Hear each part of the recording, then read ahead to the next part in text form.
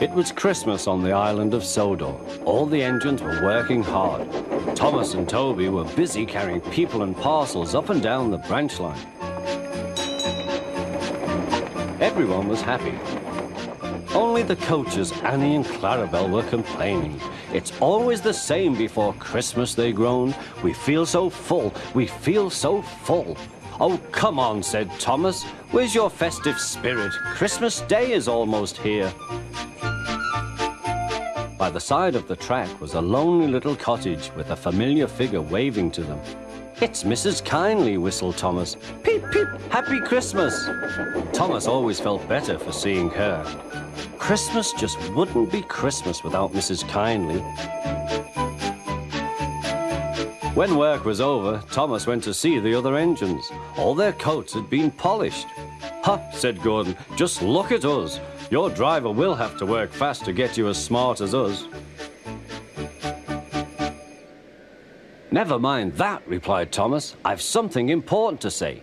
Do you realize it's a whole year since Mrs. Kindly saved us from a nasty accident? You remember when she was ill in bed and... Yes, of course, interrupted Edward. You told us how she waved her red dressing gown out of her window to warn you about a landslide ahead. And you and Toby gave her presents, Percy joined in. And the Fat Controller sent her to Bournemouth to get better.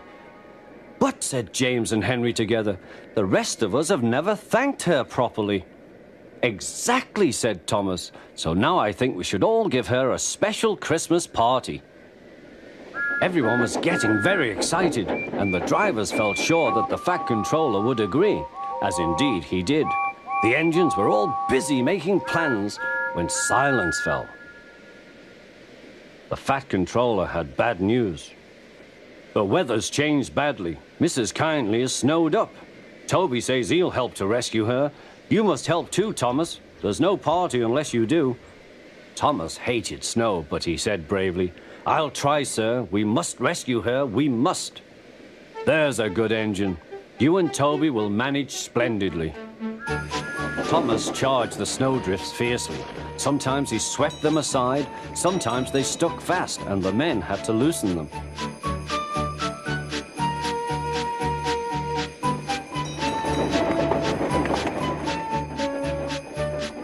But at the cutting near the cottage, they could go no further.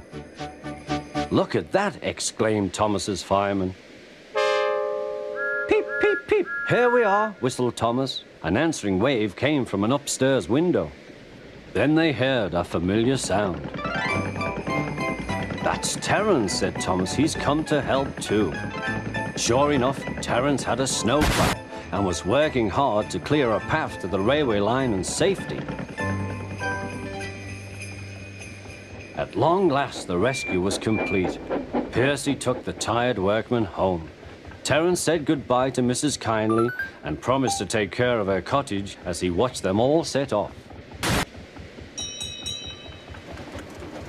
The engines made good time.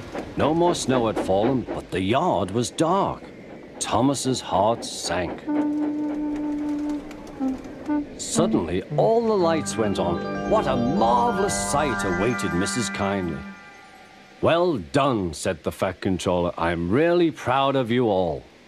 Mrs. Kindly especially thanked the smaller engines. Thomas and Toby are all friends, she said. And now, Percy, you are my friend too. Percy was very pleased. 3 cheers for Mrs. Kindly, he called. Peep, peep, peep. They all whistled. We wish you a Merry Christmas. We wish you a Merry Christmas. We wish you a Merry Christmas and a Happy New Year. Thomas the Tank Engine and his friends thought it was the best Christmas ever, and Mrs. Kindly could think of nowhere she would rather live than here with them on the island of Sodor.